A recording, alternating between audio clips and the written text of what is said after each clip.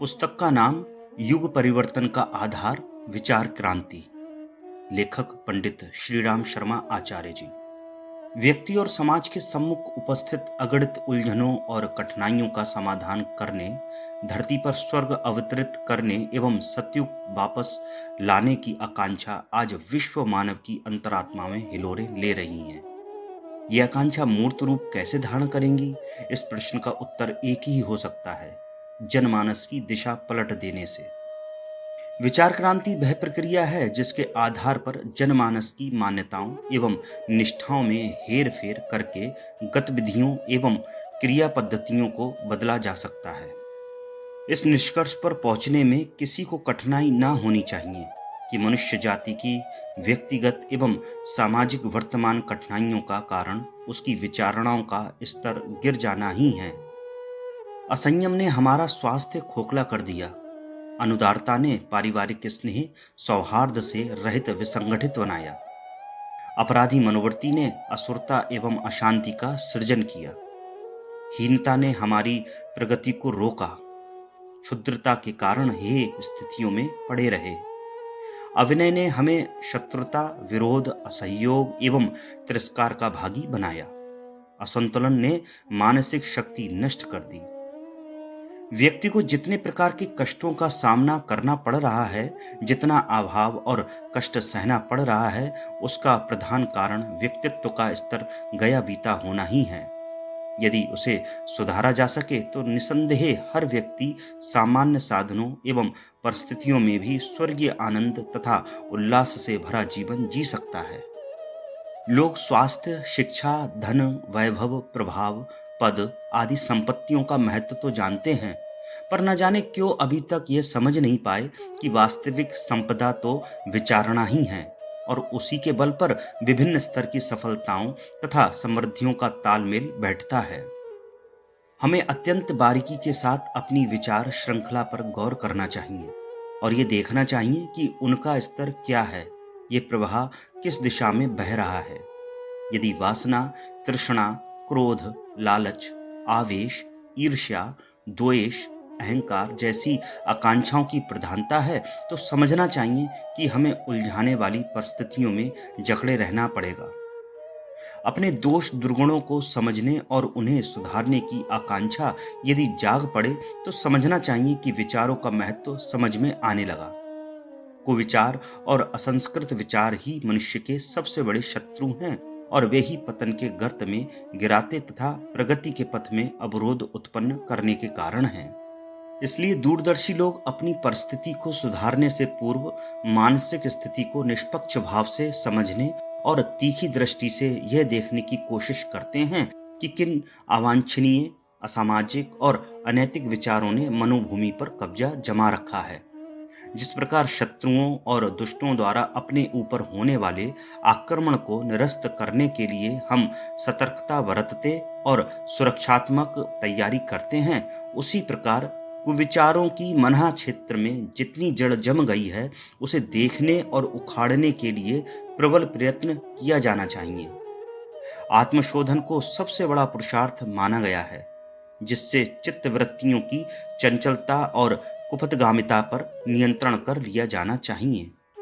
बाहरी शत्रुओं से निपटना सरल है क्योंकि वे दिखाई पड़ते हैं, किंतु आंतरिक शत्रु समझ में नहीं आते, दिखते भी नहीं, इसलिए उनकी ओर ध्यान भी नहीं जाता और निपटने की आवश्यकता भी अनुभव नहीं होती।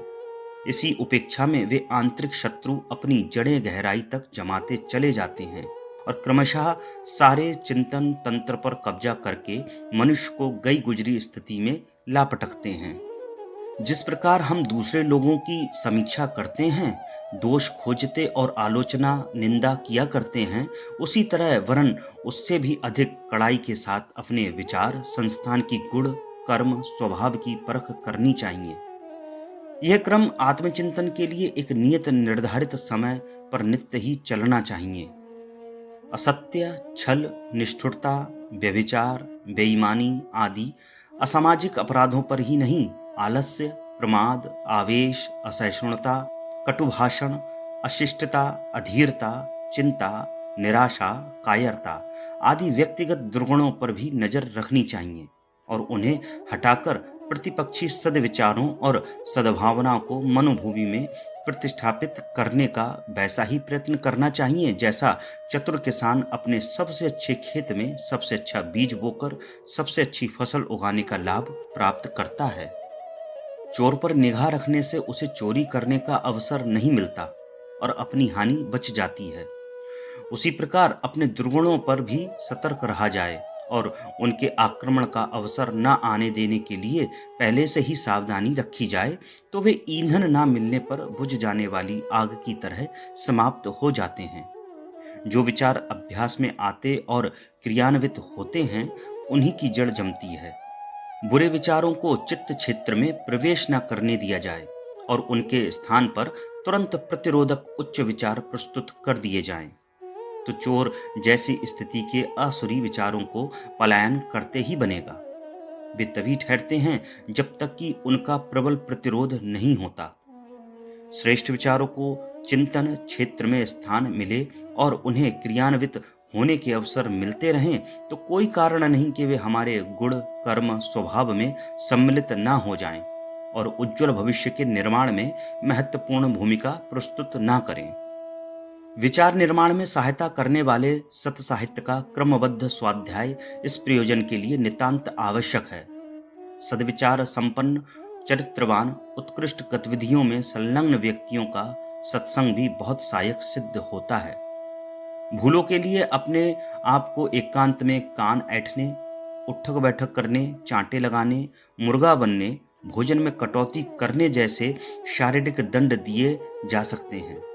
अगले दिन उन पिछड़े दिन वाली भूलों को ना होने देने के लिए प्रातःकाल में ही निश्चित कर लिया जाए, दिन भर सतर्कता रखी जाए तो यह प्रक्रिया थोड़े ही दिनों में हमारी विचार शक्ति को परिष्कृत कर देगी। विवेक, औचित्य, तर्क, प्रमाण, वस्तु स्थिति का निष्पक्ष भाव से पता लगाने का क्रम यदि चलता रहे तो बहुत सी भ्रांतियां सहज ही दूर हो सकती हैं और सुसंतुलित विचारणा के आधार पर शांति, समृद्धि, प्रगति और महानता की दिशा में तेजी से बढ़ा जा सकता है। विचार क्रांति, जिसका अर्थ है मनुष्य के आस्था स्तर को निकृष्टता से विरत कर उत्कृष्टता की ओर अभिमुख करना, आज की ये सबसे बड़ी आवश्यकता है। विश्व मानव उसी के लिए तड़प रहा है। युग की यही पुकार है। संसार का उज्जवल भविष्य इसी प्रक्रिया द्वारा संभव है।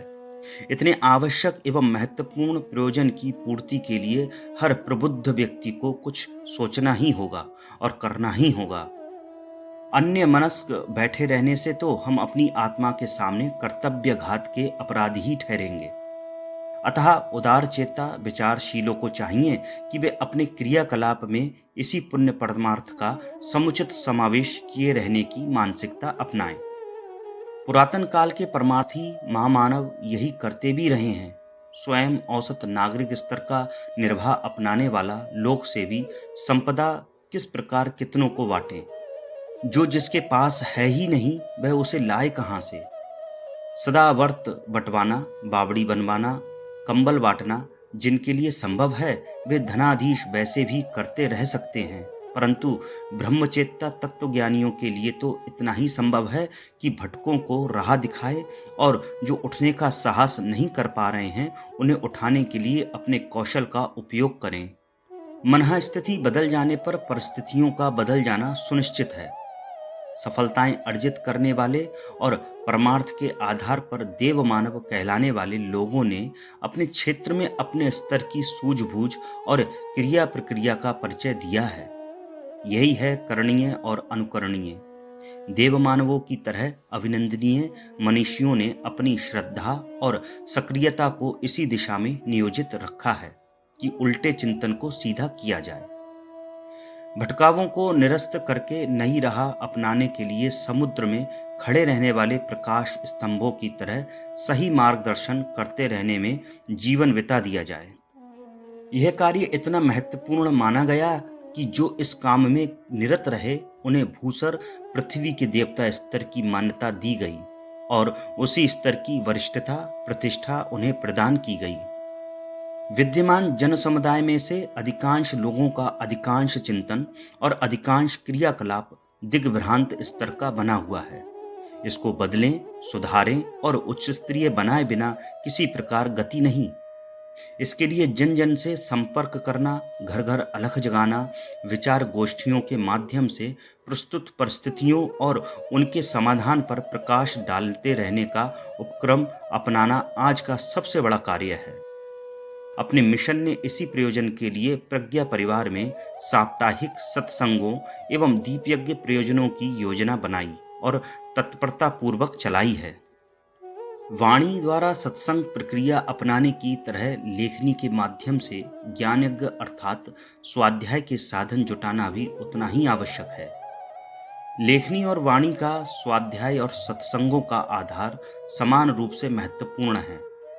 दोनों के मिलने से ही बिजली के दो तार मिलने पर करंट उत्पन्न करने की तरह समग्र उपक्रम बन पड़ता है। गाड़ी के दोनों पहियों की समान उपयोगिता है। साथ ही यह प्रबंध भी करना पड़ता है कि दोनों मिलजुल कर समान रूप से भार वहन करने की प्रक्रिया को संपन्न करते रहें।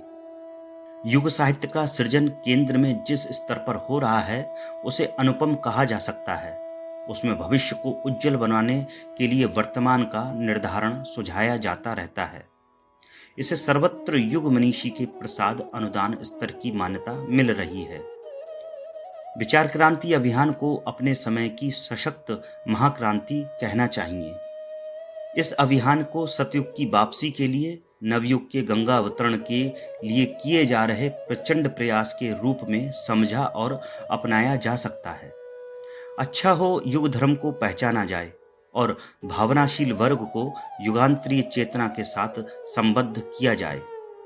वरिष्ठों की सम्मिलित प्रयासों की इन दिनों महती आवश्यकता है।